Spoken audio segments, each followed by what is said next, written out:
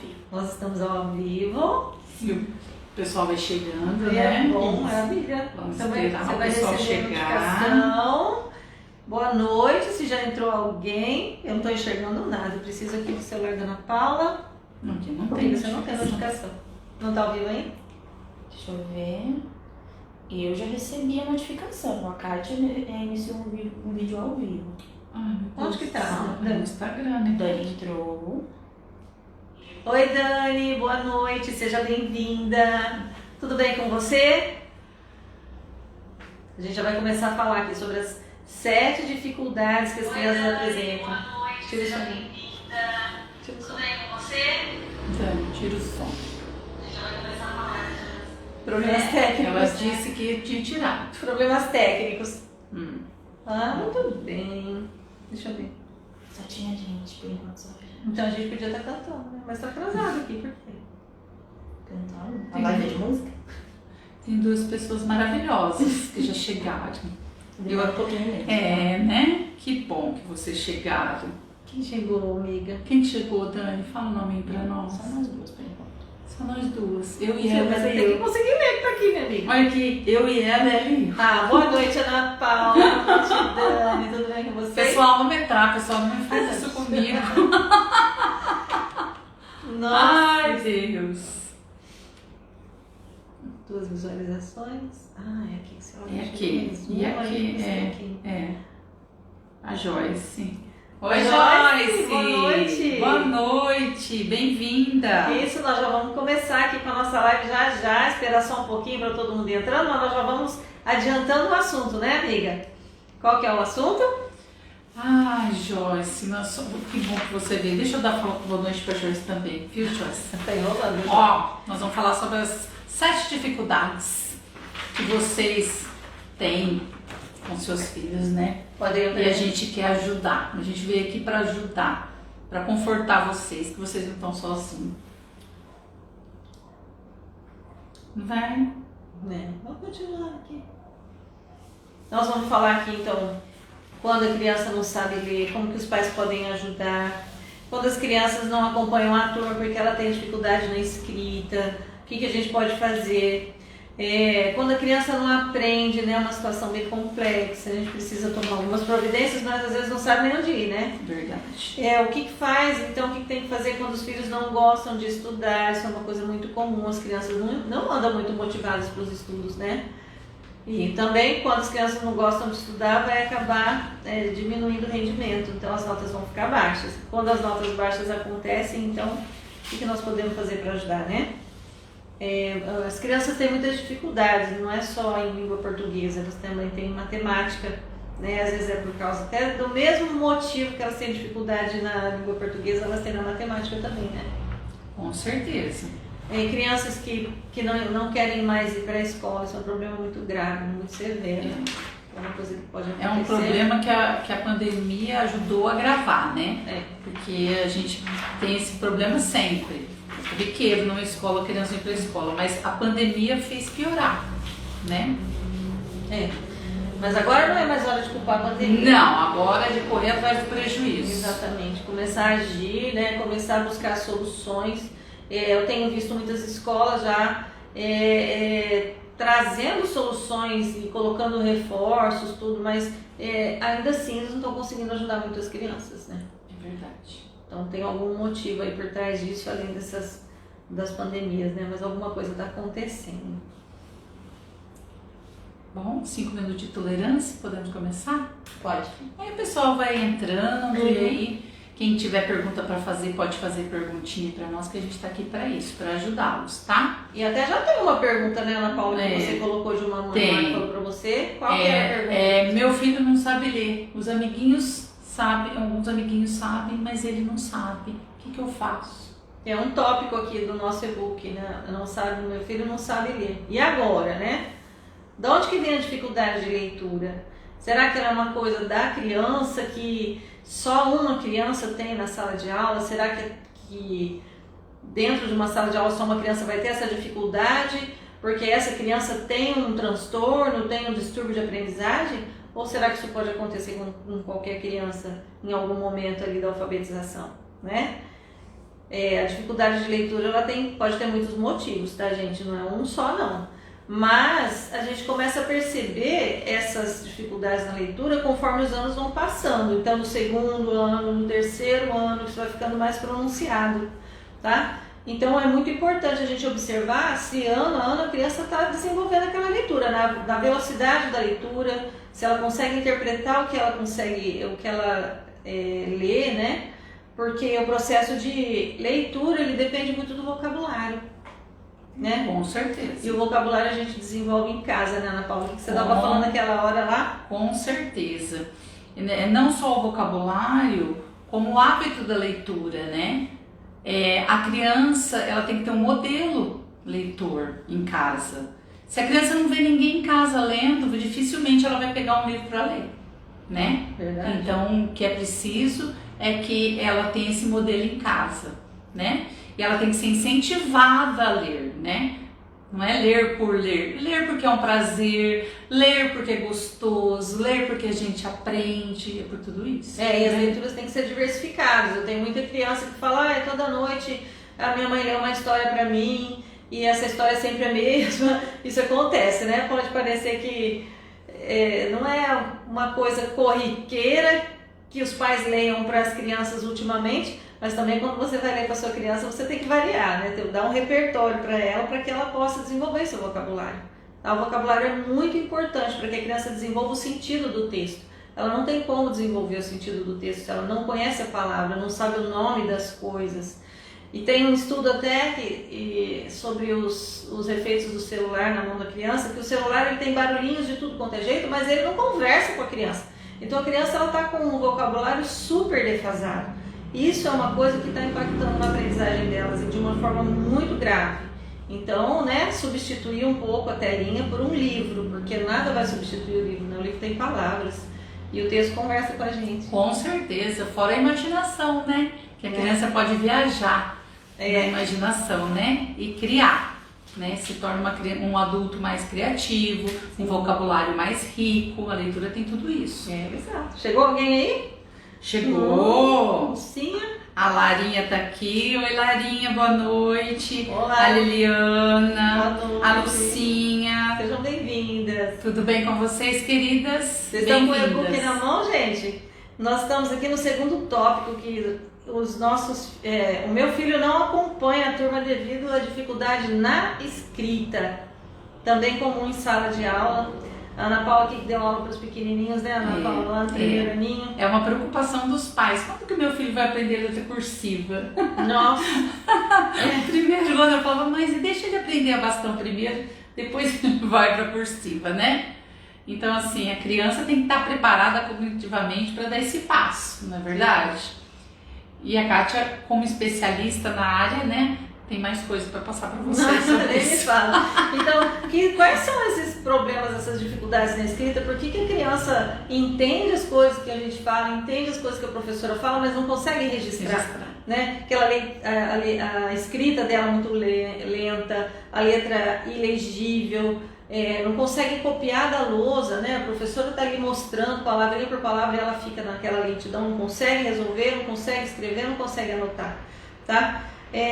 Tem muitas causas, isso também pode ter causas neurológicas, pode ser um distúrbio, pode ser uma dislexia, pode ser muita coisa que a gente só vai saber fazendo uma avaliação. É necessário que quando a criança apresenta esses problemas na escrita, logo no início, lá no primeiro aninho, já busca um especialista logo para poder saber, que o especialista vai fazer uma avaliação e vai falar pra gente, né, como, para vocês no caso, né, para os pais, como que pode ajudar essa criança de uma maneira mais assertiva. Mas tem muita coisa que dá para fazer com a criança para incentivar essa escrita, porque também é uma questão de treino, né? Se a pega do lápis correta é uma coisa que deve ser corrigida em casa, a professora faz na escola, mas a mãe tem que olhar essa escrita, né? Essa pega do lápis. A postura, como a criança se senta para ela poder escrever, também é uma coisa muito importante. Se ela está enxergando, tem que levar no oftalmologista, né? Verdade. A Janete entrou. Oi, Janete, boa noite, querida. Então. E aí, essa questão de o que eu posso fazer para minha criança escrever? Você pode proporcionar para ela a escrita de listas de supermercado. Eu tive uma criança aqui que toda vez que a mãe dela ia no supermercado, ela fazia a listinha das coisas que ela tinha como necessidade. Então era chocolate, era coisa gostosa, né? Mas enfim, ela ajudava na lista. É uma prática, né, que vocês podem colocar aí com as crianças, né? Outras coisas são os bilhetinhos, né? Sempre deixar um bilhetinho para alguém, deixar um recadinho para alguém. Isso vai proporcionar à criança esse treino dessa escrita aí, tá? Muitas outras coisas estão envolvidas, como por exemplo a dificuldade motora. Então você pode fazer atividades em que ela tem que perfurar coisas, fazer força para baixo, fazer força para o lado, que a mão escorrega para lá e para cá. Então essa motricidade, esses movimentos são necessários para a escrita desde o início, né? Tem uma perguntinha aqui, Kátia. Opa! A quer saber? Gostaria de saber qual é o papel do neuropsicopedagogo além da avaliação? Como funciona o trabalho de intervenção desse especialista? Na alfabetização em específico. Então, o neuropsicopedagogo ele vai mapear aonde que onde que está aquela dificuldade da criança. Tá? As intervenções elas são feitas a partir de um planejamento e esse planejamento é feito em cima desse mapeamento, tá bom? Esse não é exatamente o tema da gente aqui agora, porque ele leva um tempão assim pra gente explicar, mas é justamente isso, mapear essa dificuldade, encontrar onde é que está esse nozinho aí, para poder fazer um planejamento para as intervenções.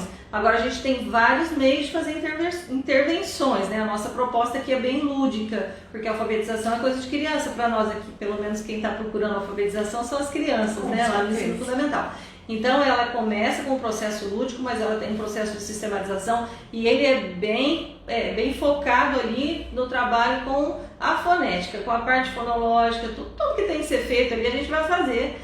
E não é um reforço, tá? Verdade. Ó, chegando o Rafael, a Lívia, Fernanda, Hipólito. Olha aqui a Carol. Beijo, Carol. Oi. Obrigada por vocês terem vindo, viu? Boa noite.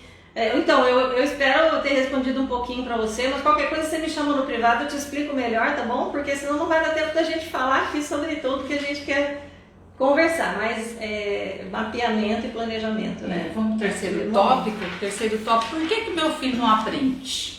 Essa é uma questão muito complexa, né, Ana Paula? Muito. Porque cada criança aprende de um jeito, né? Então, por que o meu não tá aprendendo? Agora, ele não aprende ou ele não tá aprendendo os conteúdos da escola, né?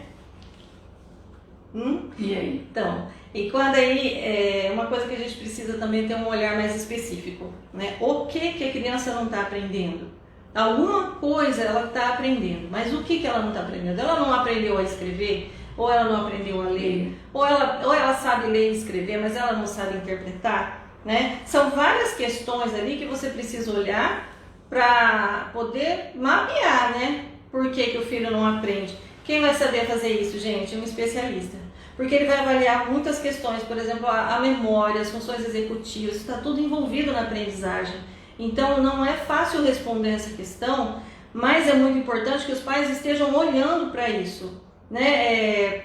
As dificuldades, elas vão diminuindo quando os pais, a família, né? Não os pais, mas quando a família e a escola vão propondo para a criança situações de aprendizagem que também são específicas.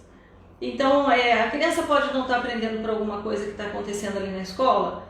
Pode não estar sendo observado ali o estilo de aprendizagem dela, por exemplo. Mas a criança também pode não estar aprendendo por algum motivo que às vezes é neurológico, ou alguma, físico, né? Algum déficit, por exemplo, na escuta, ou no processamento do que ela ouve, Isso. ou no processamento visual, motor, né? Então, tem muitas causas aí que podem travar mesmo esse processo de aprendizagem e que precisa ser olhado com muito carinho. Tem uma outra questão aqui, ó. O que fazer quando os filhos não gostam de estudar? O que fazer, hein, cara? Vou voltar de novo aqui para você, Ana Paula. Você que deu aula para criança pequena, como que a criança pequena chega na escola? Medo. A criança chega com medo da professora, medo do ambiente que ela não conhece, insegura.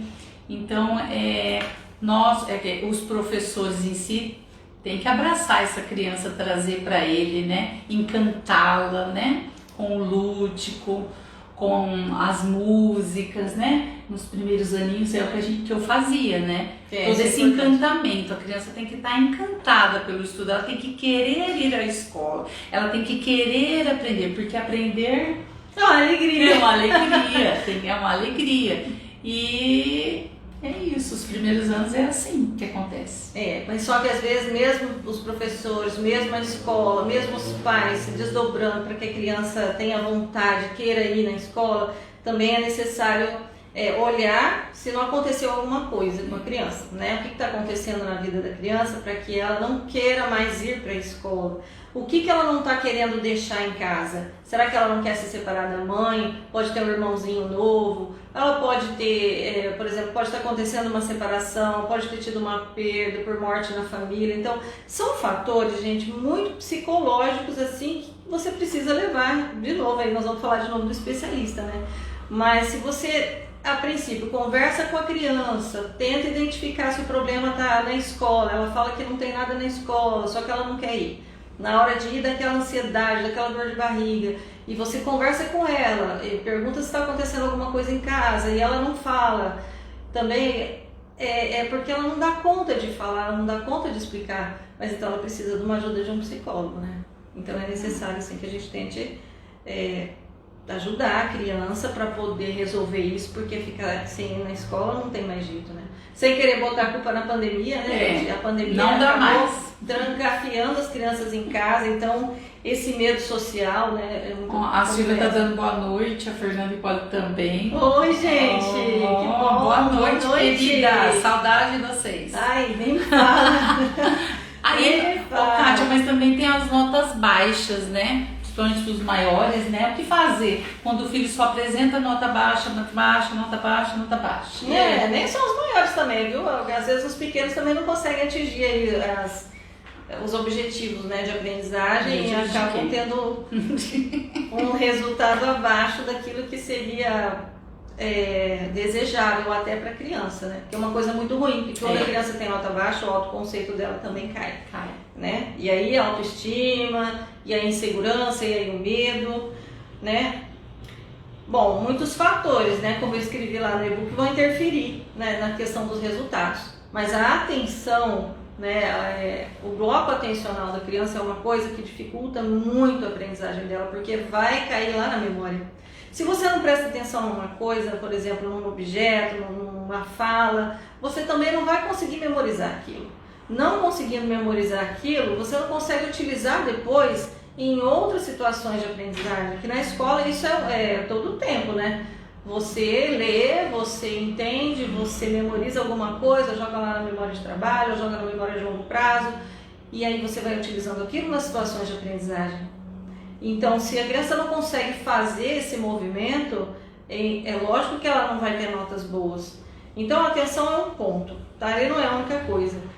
Tem a questão da concentração, porque às vezes a criança tem atenção nas coisas, mas não consegue se manter, né? Não consegue ficar focado ali para que ele consiga desenvolver um trabalho mais longo. Aí já é uma questão de gerenciamento das funções executivas. E é isso aí, você tem que resolver de uma maneira especializada também, porque você tem que mapear, né? Tem que avaliar, mapear, e porque isso pode ser uma coisa neurobiológica. Então a aprendizagem está muito ligada com essas questões neurobiológicas também. Tá bom? Então a criança tem dificuldade para fazer a lição de casa. Ela não consegue fazer a lição de casa sem a mãe, não consegue fazer sem alguém que tem toda hora que ficar explicando para ela. Então ela não tem autonomia mesmo. Né? Nem o hábito de estudar, não sabe os procedimentos de estudo. Existem procedimentos de estudo, gente. A criança tem que saber lidar com o texto. Isso é ensinado na escola, mas se a criança não tem atenção, ela não aprende. Não aprende. Então, assim, por isso que a gente fala, não que eu estou dizendo que a atenção seja tudo, mas ela é um ponto importante que deve ser observado, tá bom? Agora, se a criança sempre veio com uma nota alta, uma criança que aprende as coisas rápido, que memoriza rápido, que faz tudo no tempo certo, de repente cai as notas dela, e isso aí persiste aí por um bimestre, 2 bimestres, você tem que olhar com mais atenção, tá? Pode estar acontecendo alguma coisa que está entravando aí esse processo. Outro tópico, dificuldade para aprender matemática. Meu menino sabe português, sabe ciência, sabe história, mas quando chega a matemática trava. Aí são duas coisas. Eu queria voltar um pouco lá na questão anterior aí das notas baixas. Está acontecendo muito em muitas escolas que as crianças não levam os livros para casa. Elas não levam os livros para casa e elas não fazem exercício, né? Verdade. E Não aí, treinam, né? a gente cai na matemática. O que acontece com a matemática? A matemática, para você deslanchar na matemática, vamos falar um português bem claro, para você deslanchar na matemática, você precisa ter habilidade de cálculo, porque senão você sobrecarrega a sua memória. E se a memória está sobrecarregada, como que você vai utilizar ela na resolução de situação-problema? Então, o cálculo dos fatos básicos, que são assim, os mais simples, nas 4 operações, nas 4 ideias, né? O 3 mais 4, o 5 mais 5, o menos, enfim. A criança precisa ter desenvolvido aí os conceitos, né? Então, para que serve aquele sinalzinho de mais? Qual é a ideia envolvida? Quais são as ideias envolvidas? Quais são as regras disso? Quais são as regras da subtração? Saber que a subtração e adição, que a adição e a subtração, elas são sinais opostos, né? Assim como a multiplicação e a divisão. Isso é conceito, tá bom? Então, criança precisa ser ensinado, não só nomenclatura. Precisa ser ensinado, as escolas fazem isso muito bem, a gente vê isso em vários sistemas de ensino aí que realmente isso é feito maravilhosamente. As crianças, a gente percebe que os livros trazem essas propostas para as crianças, mas quando chega em casa, elas não conseguem fazer os exercícios. Por quê? Porque elas não treinaram o suficiente a ideia de cada coisa. Então é importante, a matemática é uma coisa que tem que ter lista de exercício. As pessoas falam, não tem que decorar a tabuada. Não tem mesmo, mas a criança tem que saber dobro, metade, triplo, ela tem que ter essa noção, porque aí a tabuada dela melhora, não é mesmo?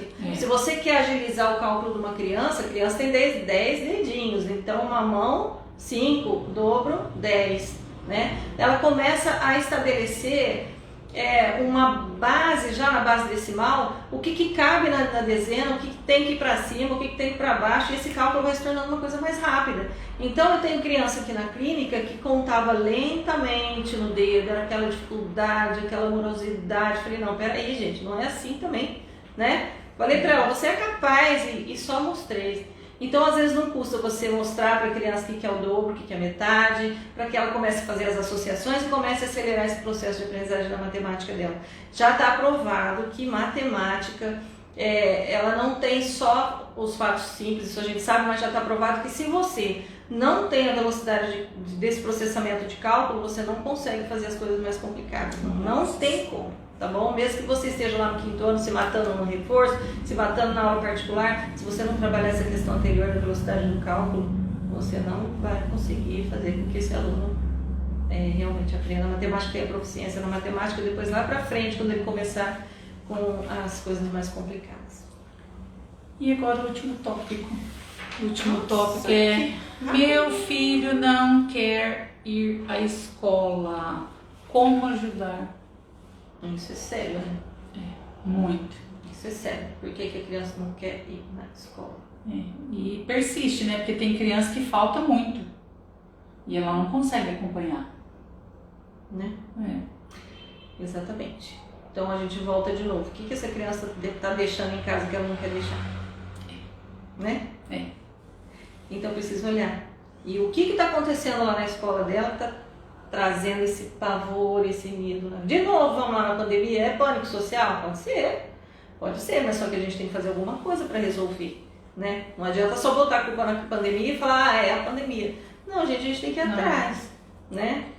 Não é fácil resolver esse tipo de coisa quando a criança não consegue dar conta. Gente, é a mesma coisa que eu falei para vocês naquela hora, né? Se a criança não consegue explicar o que está acontecendo, mesmo assim ela tem aquele medo, aquela dor de estômago, então qual que é o especialista? Ela não verbaliza, mas ela sente. É o psicólogo, né, que vai ajudar essa criança, tá? Não é professor particular, não adianta levar na psicopedagoga, não adianta levar para neuropsicopedagoga, quem vai resolver isso é o psicólogo, tá? Amor psicólogo da sua filha. E é muito importante. Mas, claro, tem que conversar com a criança sim, tem que ir lá na escola sim, tem que perguntar o que está acontecendo, né? Pedir para que a professora faça uma abordagem diferenciada com a criança, lúdica, porque isso vai auxiliar com certeza no processo dela da reintegração escolar, porque fora da escola nenhuma criança pode ficar, né, minha amiga? Não, jamais. Né? E a gente não vai poder mais se esconder atrás da pandemia, né, Kátia? Não, Nós agora temos é que correr atrás do prejuízo. É. Nós temos que parar com essa coisa de falar assim, mas foi a pandemia. Não, foi. A pandemia foi. Só que a gente tem que agir. A gente tem que agir, a gente tem que trabalhar com as nossas crianças porque elas estão pedindo socorro. Exatamente. E é um número muito grande de crianças e é por causa disso que nós estamos aqui, né, minha amiga? Por isso que a gente se juntou. Isso. Então, assim, ver a importância, né, dos pais em casa para ajudar as crianças. Pequenas mudanças na rotina, arrumar um lugar para que a criança sinta ali segurança e também que ela tenha sossego, não seja um lugar barulhento, com televisão, com cachorro, com pessoas passando, né, no meio da cozinha, enquanto a mãe faz a janta, aquele vucu-vucu. Não pode ser assim. A gente precisa investir um tempo e achar um lugar na casa que seja silencioso para que a criança se concentre e que ela consiga fazer as atividades escolares dela. E aprender, gente, com alegria. Não, porque minha mãe fica nervosa, ela me belisca, ela me bate, se eu não sei. Não, gente. E para aí nós temos os jogos, né? Então, por exemplo, eu tenho na minha mão aqui um joguinho de pergunta e resposta. É um joguinho que você pode utilizar para incentivar a leitura, né? Jogo de escrita, stop. Quem não brincou de stop, né? Forca, ainda pode brincar de forca, sim, que não tá matando ninguém, não, né? Stop, era muito bom. E a gente aprendia brincando. Sim, e mesmo que a criança não aprenda, assim, tudo que ela tem que aprender brincando, pelo menos é uma atividade que deixa ela motivada, tá bom? E a motivação, ela é o primeiro degrauzinho da aprendizagem, porque é a motivação que faz com que a criança preste atenção em alguma coisa. Se ela não estiver motivada, ela não vai olhar para aquilo. Se ela não olhar para aquilo, ela não vai colocar aquilo na memória. Se não colocar na memória, ela também não vai colocar para fora. Então, isso é um ciclo. Nós vamos falar em espiral, que aí todo mundo entende, né? Bom, todo mundo que é da área da educação, né? Se tiver alguém da área da educação, a gente sabe que tem. É assim que funciona, né?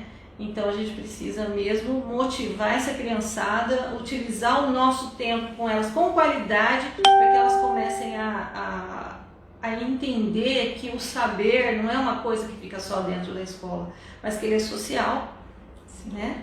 Sim. Então, é isso aí, né? Nós terminamos aqui os nossos tópicos que nós tínhamos que conversar. A live terminou, mas se alguém ainda tiver dúvida, quiser colocar lá no nosso grupo as dúvidas, as perguntas, eu vou respondendo, tá bom? Eu espero que vocês tenham gostado. E eu vou pedir uma coisa para vocês que estão aqui. Quem não está no nosso grupo, clica lá na nossa bio, entra no nosso grupo para a gente poder continuar conversando, porque a gente está num processo, tá? Num processo que vai ajudar vocês com certeza com as dificuldades das crianças de vocês. Ok? Beijo, boa noite, muito obrigada por vocês estarem aqui com a gente. Tchau!